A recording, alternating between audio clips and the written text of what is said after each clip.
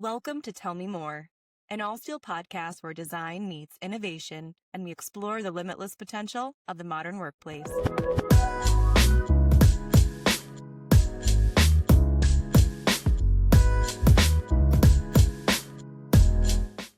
Welcome to Tell Me More, the podcast from All Steel's Doing More series, where we dive deep into the mind shaping today's most compelling design narratives. I'm Kina Ingersoll, and I will be your host. Today, I'm joined by Katy Mercer, principal and interior design leader for Woods Bagot's West Coast studios.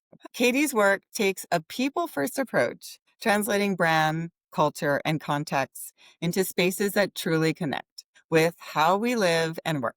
She's led projects like OpenAI, Stripe, Hulu, Google, Uber, and major airports like SFO, LAX, SeaTac, each one shaping her perspective on innovation and the future of space. Katy recently wrapped up her term as IIDA Northern California's chapter president and now serves on the design review committee at San Francisco International Airport, continuing to help shape and design conversations across the region. Katy, thank you for joining us today and welcome to All Steel's Tell Me More podcast. I'm so excited to be here. Thanks, Kina. So if you don't mind, I'm going to ask you a few questions. Of course. Katy, you've had a long and successful career in architecture and design. When did you know this was the path for you? And was there a defining moment that confirmed you'd made the right choice? There was probably not an immediate aha moment for me in knowing I wanted to do design. I do recall signing up for architecture school straight out of high school, maybe even a little bit by accident. And I say that with, it's quite funny that it could be by accident. I think I actually wanted to maybe be a landscape architect because I thought I'd get to be outside a lot, Right. which is not true. You're just like an architect. You're probably inside quite a lot. And then I might have misstepped and kind of checked the wrong box and accidentally got into the College of Architecture and in Environmental Design. And that was perhaps a happy accident because when I got there, everybody was kind of like, oh, once I got in, they said, you should probably go. It's a pretty big deal. And then I started to look into architecture more and I thought, ooh, this could be actually really, really fun. And I recall one of the very kind of first weeks of college, they kind of had us all together and they were doing our orientation. And they sort of said, look around. Just so you know, most of you won't be here next year. Oh, wow.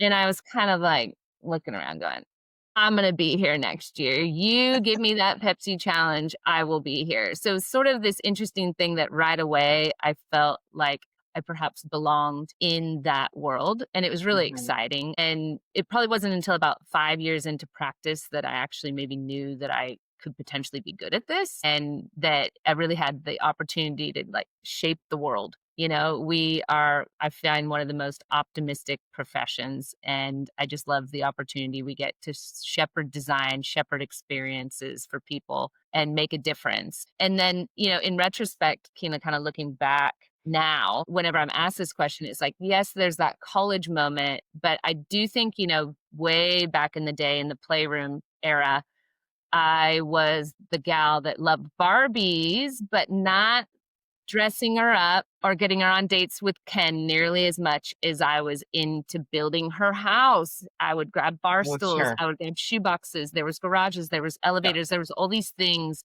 that sort of now I realized that everybody else was doing something different in playing with the Barbies than maybe I was, that perhaps was an indication of my draw to design. And here I am. So, yeah. Amazing. I love it. And can you share where you find inspiration and how you challenge that inspiration to fuel and expand your, creative process? Yeah. I think I'm most inspired by narratives and storytelling. I feel like that's maybe where I've naturally leaned to in the course of my career, and where I think things get me really jazzed is when there's a really good hook and a really good story. I think the way that words and stories, even little bits of poetry, can be translated into space is just so exciting. Different phrases can spark moods and a color palette, material sequences. I treat space like, really like you're telling a story to your kids. Lobbies can be these prologues, workspaces as characters of and chapters of intensity that you might find throughout your day So or your you're a experience. storyteller and an artist, it sounds like. Yeah, I mean, I don't know. These days, I feel like I don't do any more artistic things. It feels like all that. I used to be such a journal junkie. I used to do all kinds of I used to maybe paint more. I was a Yeah. crocheter. I was a crafter. I feel like all that these days, I just desire it so much. But most of my creative outfits are certainly through work, no doubt about it. And yeah, and I think the story and that narrative is super dear to my heart in making great space come alive. What's the story does the place want to tell? How should people feel inside of it really, really drives me. But any other sort of inspirations that help to fuel you?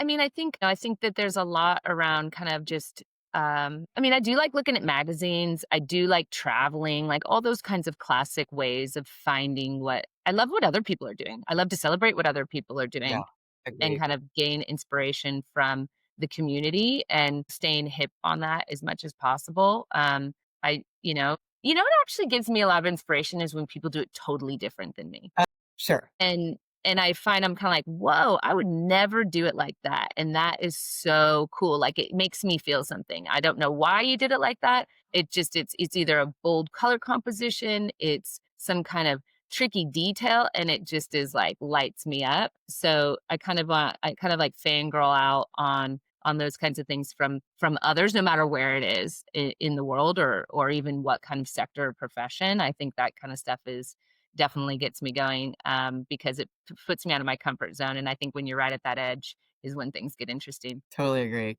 I love it. So, as I mentioned in your introduction, you are a leader and a mentor in our design community. You're also a principal at Woods Bagot, leading global projects and teams. What do you think are the most important qualities that an architect or an interior design leader should have? I think there's a couple qualities that stand out, and I'm not even entirely sure if I perfectly embody those those qualities, to be perfectly frank. Maybe I really wish to aspire to, and maybe there's bits of it that I have, and we're always a work in progress. But I find 2 qualities that stand out to me are empathy and another one is clarity. I think kind of being able to, cut through the complexity.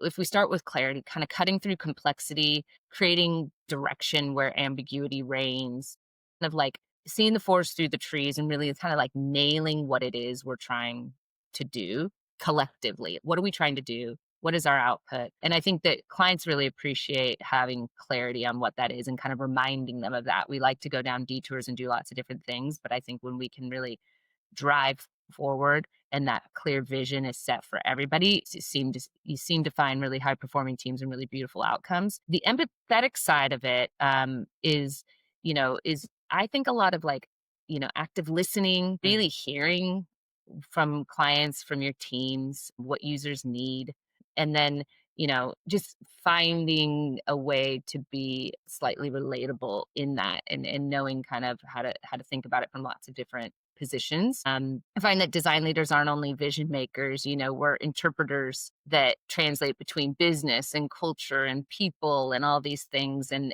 when you put all of that at scale, the clarity and the empathy build the trust that you need to kind of find the real currency in leadership is a lot around trust. And so I, try to do my best in instilling trust in others and then as well in our clients.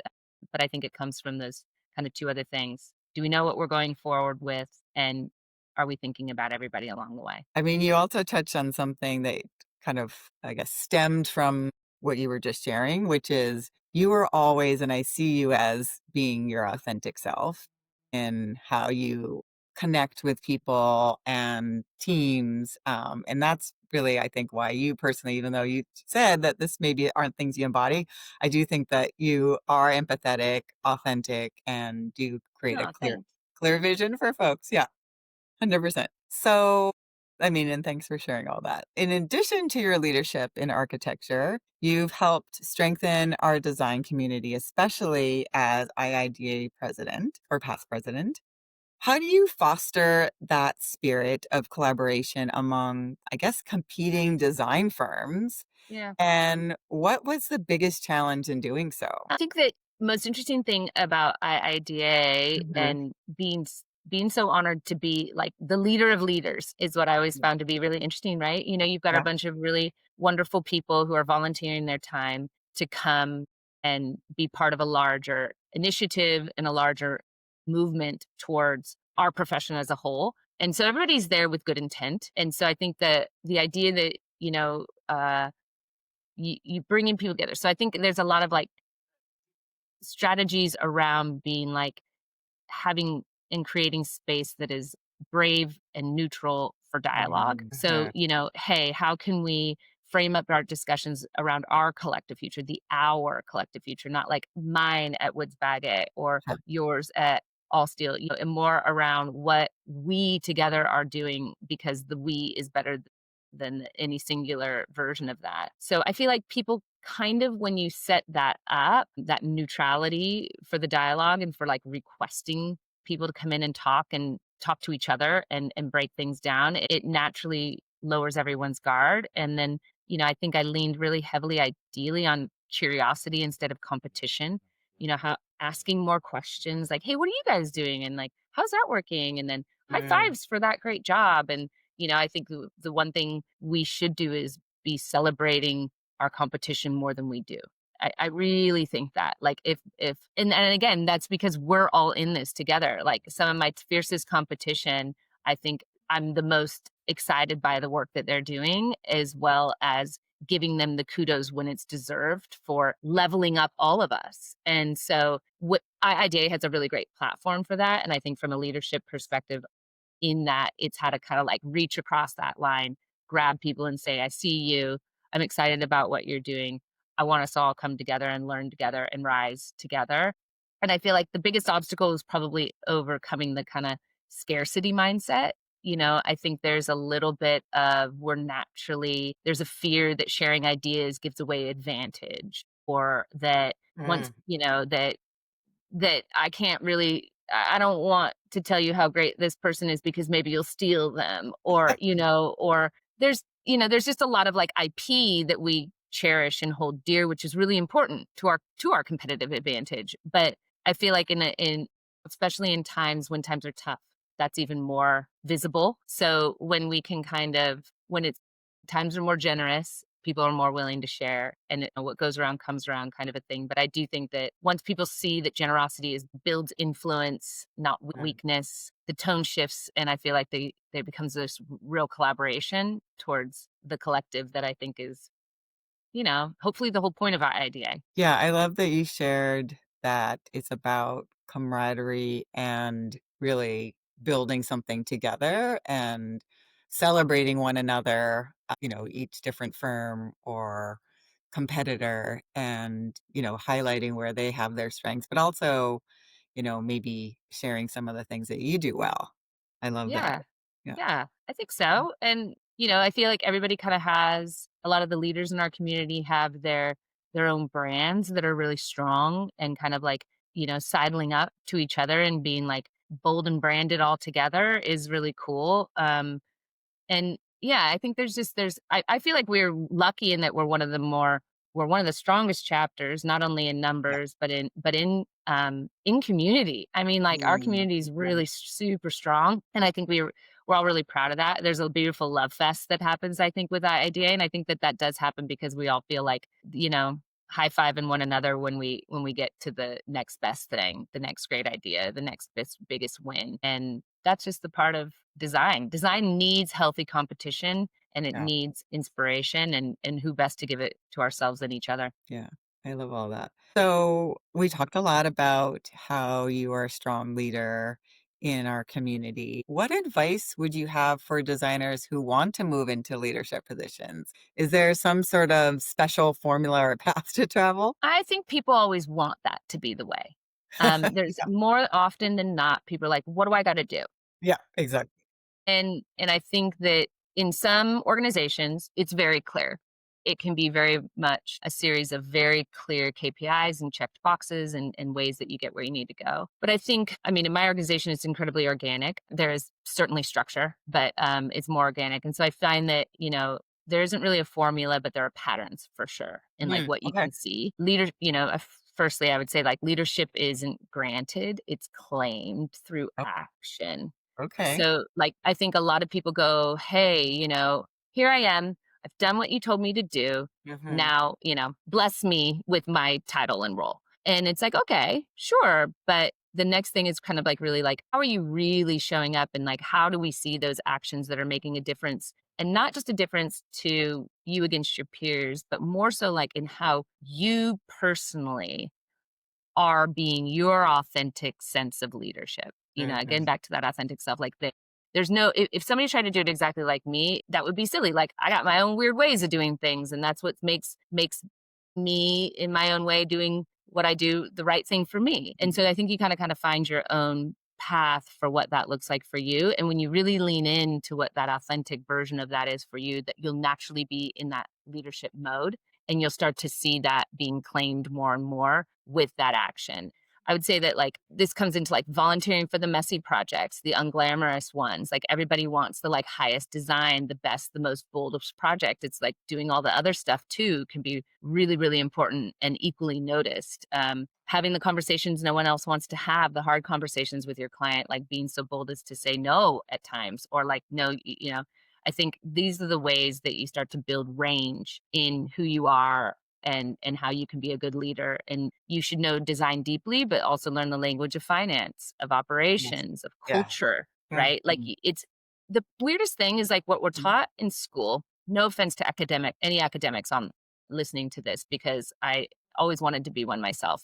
But we're taught very much like design or die, right? And so we've all learned to be really thoughtful designers, all versions of that, but thoughtful designers as one of the most paramount pieces. And we probably don't really realize how much we actually are psychologists more than we're Yes. designers. Oh my goodness, that's And that, exactly right. you have to be able to have like a lot of EQ in how Yeah. you approach design because Mhm. at the end of the day, somebody has to pay you for it. Well, to And your point, people are involved.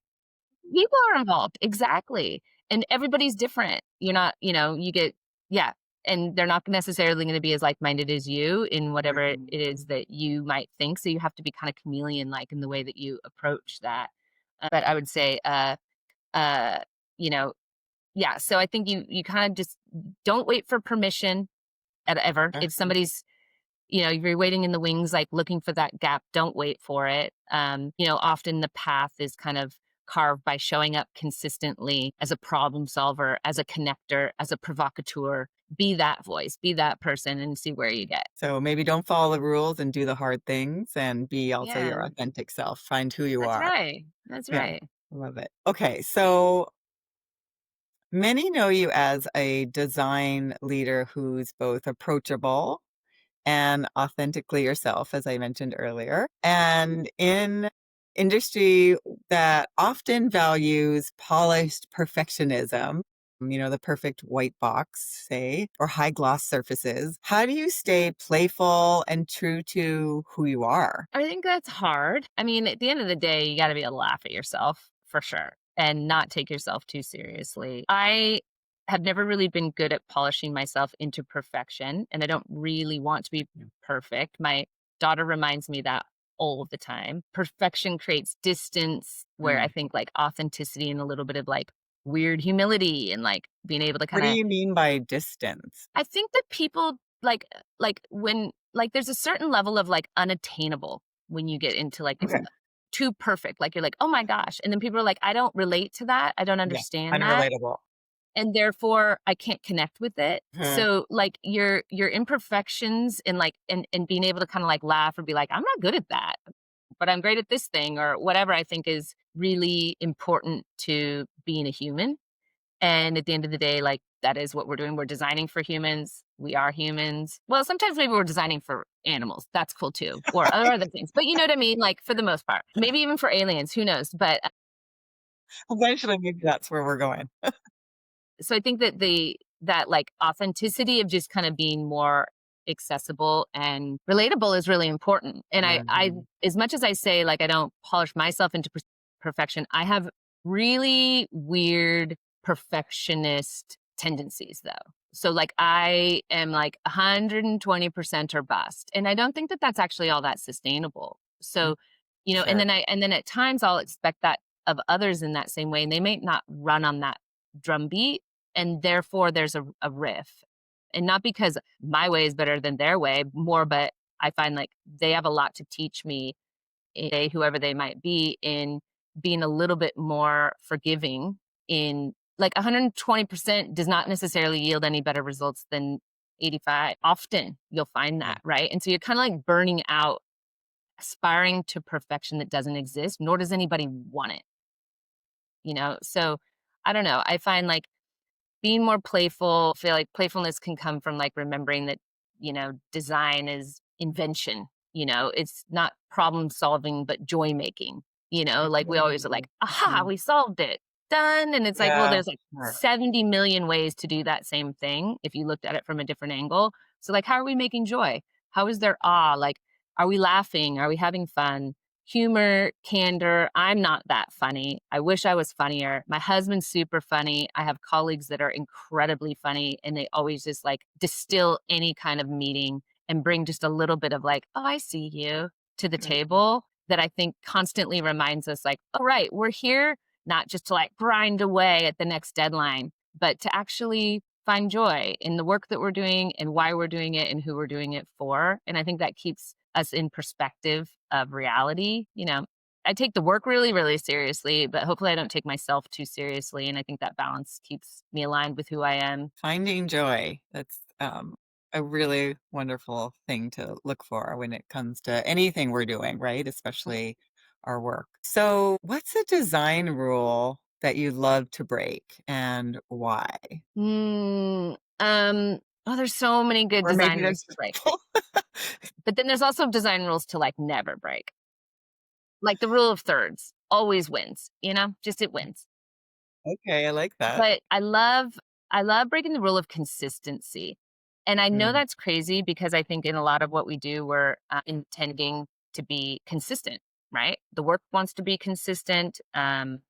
The Yeah, but I think that brands, buildings, spaces don't always need to be like uniform. They need to be more alive. And sure. when it's over and over and over again the same, it has no life to it, right? And so I think like pushing against the idea that every floor, every moment must match, or that there's a consistency and repeatability, which is good for economics or good for efficiencies and all that. Sure, no doubt about it. But like surprise, contrast, they're powerful design tools too. And like the wow, why did that happen right there? Again, can kind of bring that joy and that mystery and like unknown that I think is really sometimes more interesting.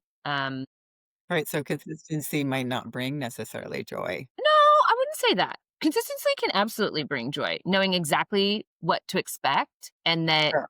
going from even like one workplace to another workplace and not having it be like The a thing. completely new set of rules, totally worthwhile. But I think like consistency for the sake of just like, this is how we do it. And that, even like in a lot of times, like retail needs to be more consistent. It wants, it's got certain things. I don't know, consistency is an interesting word and might not even be the right one for me to use. But I think that there's like something really lovely about like, it creates rhythm, and all these types of things. But I think you want like memory, delight, you need like plot twists, you need things to like disrupt. And I think there's a certain level of like disruption in design of what's expected that I kind of think it's, yeah, get in there and mash it up. Yeah. But there's other, I You don't said know. there's Yeah, that's maybe a a hard couple. question though.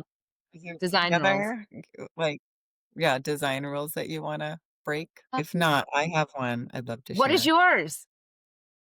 Okay. So, a rule I like to challenge, I guess, is the idea that design is not only supposed to be about, say, something beautiful and Right. aesthetically pleasing and functional. I believe that design should also be about how people feel. And emotional safety and Yeah, inclusivity are becoming central to, I think, designing spaces these days. I would agree. Um, Emotional safety is really, really important for Mhm. people. And it's now getting even more complex, I think, as we're realizing the different types of safety and security that folks need as we're getting more in tune to neurodiversity and things like that. Not everything is for the neurotypical, and just how design can play in that space, how it has a lot of influence on that. And Yeah, I just it's love that almost we're like, talking about it, that it's yeah, something yeah, that exactly. It was interesting though, recently, especially for spaces like that, there's a delicacy in taking all the inputs that are coming from all these different ways that the human capacity might need it to be, right? And it almost became like so many inputs that were too delicate to decide which one, that nothing won. And therefore the design was a big old bunch of nonsense. yeah. Like, it had And they no work clarity together. because Right. it was like, well, we needed to solve for that, and we needed to solve Yeah. for that, and then we needed to solve for that, and then that kind of was like, "Hey, okay, that's good, but everything in the kitchen sink also doesn't That's help what this anybody," It's just like it's almost chaotic, and so Mhm, kinda back to, like, the design rules, in a sense, mhm. in some ways, somebody needed to say, "We can't do all that. We can't do all that because it's losing the plot. It's like losing the point of what design's trying to do for this particular space." Yeah, yeah. I agree. There's somewhere in between, maybe. Yeah, you have to be thoughtful. Like, we Yeah, have to still be the orchestrator of what needs to happen to make space good. And I don't mean good from like aesthetic point of view, but good from hearing the programmatic elements, understanding how to translate that into a space that people want to be in. And although you might be doing a space for many different types of people, you still have to have a point of view and a thread line that I think knits it together. yeah, the design brief has to be able to shine through. Yeah. Okay, so thanks for sharing all that. I totally agree. And I guess the future of our industry feels both uncertain and also at the same time full of possibilities, especially with so much groundbreaking change happening right, frankly, in our backyard. Yeah. Why do you see AI shaping the future of design? And what are your personal thoughts and hopes around where this transformation might lead us? Sorry, big question. This question's coming up a lot, and I feel like I don't answer it consistently, but I will say that, I mean, AI is already challenging us, and it's challenging in ways that maybe make us feel really excited, but also really scared or fearful or uncomfortable. So I think if we can Yes, just kind of like take a deep breath and let it expand us, right? Like, I think it's like it's allowing more. And so I don't know, like, there's so much. I don't see it replacing us as designers in any way. I see it great. amplifying our imagination, right? Like, Yeah, the way that we're using it, it can just like bolster more. It can be this springboard for more and more. It also is good at being a challenger. It's also good at refining mm, and getting to the essence of things. Like I was kind of talking, that clarity, it can help do that pretty quickly and sure. easily. And I Right. see that. So whether it's, the visualization tools or it's LLMs or, any of these things, I find they're kind of use them all in different ways. But, you have to, I think you absolutely have to accept that it's something to create a dialogue with and bring to the table Yeah, continually, inviting it to the table almost like it's a design partner to you, I like that. The not only design in its partner. voice, but also in the way that it can create things, in the way that it might, stab at things that you didn't know were working or not working. And so I think that's when it starts to get really interesting, and the way that we've been playing with it as of late. And, it just can generate so many options at scale. It can compress your research, reveals patterns that you don't typically see, mashes things up that you're like, who knew? You can give it crazy prompts. And you're like, oh my gosh, that's what that would look like. All right. But I think its true potential is just freeing designers to spend more time on meaning, right? Again, like Oh, back to that I like that. narrative. Like, Yeah, what does it really mean? How is it human? How is it cultural? How does it have emotional layers that the machines can't fully grasp? And I think that's why we constantly have to be the ones that are editing, not only editing it. Everybody wants to say you got to edit it. I don't think it's that, but like conversing with it and yeah. understanding it It's like a better to true make it make partner and sense. A true co-creator. partner, and like, and make it make sense to us, because it yeah, I think it pushes us to be bolder and curious and more human, more and more human, not less, More I human. think. Oh, And I like that, that. yeah, I think so. Because it fundamentally like grounds us in our bodies more, when it strangely is phenomenal at doing things that you took ages to do before, that it can do in like seconds. And I And that heard it too like, that also it could poke at you, right? Like, "Hey, did yeah. you think about this?" And Oh maybe yeah. bring some new ideas to the surface. Yeah, I think a lot of people talk to it to give it I want you to help me with X, Uh-huh. and it's like, great. It's good at being a helper, but it's also good at being a critic. And I don't think we're Love asking it that. enough to like Yep. put it through the lens of I've done X, Y, and Z for this particular project narrative. How would the city official think about that? How would my client think about that? All the different stakeholders, how are they going to think about it? Tell me what their perception of my response is. And then Mhm. it helps you refine it for different audiences. It helps you say, "Ooh, I'm missing a big portion of it there. I better think about that more." I don't know. I mean, I just think it's important to it roots you more in yourself and what your point of view is by making you filter it. Amazing. I love all that. Okay, so we're nearing the end of our discussion. Oh, already. And thanks for all that you've shared. So, if you don't mind, I was hoping to end our time together on a philosophical note Mm. and ask you what can we do to connect and inspire our fellow designers in our design community? I know we kind of briefly touched on this a little bit, but would love to know if there's some true way to really inspire others. I think it goes back to a little bit what we were talking about with the idea community a little bit. And I mean, it's a good example, but I find like our connection and connection to each other and inspiring one another happens when we trade performance for honesty. Ooh, okay. And like we kind of inspire each other not by showcasing like the perfect project shot. Like, like as much as like I troll Instagram and it's there and I'm like, oh, I love that space. And then I'm like, I wonder what the rest of that space looks like. Cause was this just curated for that view to make Mhm. me feel terrible about myself in the way that my house looks at the moment or whatever. Right. And I find like the perfect project, it's not about the perfect project shot, but like sharing the messy middle, and like Mhm. the doubts. What did you think about and didn't do? What about the Mhm. experiments and like the ways that you pivoted? Like all that is fun. Like what if it's in beta is kind of more Yes, interesting I love than it's that. done, Yeah, And we talk about yeah. this a lot even when we're doing design reviews at Woods Bagot and everybody's like, we're not ready yet. Like can we do the design review when I feel like 100%? We're like, absolutely not. Show us Yeah, very, very early because yeah. when you get to 100%, you can't unlock yourself from that 100%. And you need Mm, to be more agile in the way that you will expand, whether that's using mhm. AI tools or whatever it might be, or even just other influences.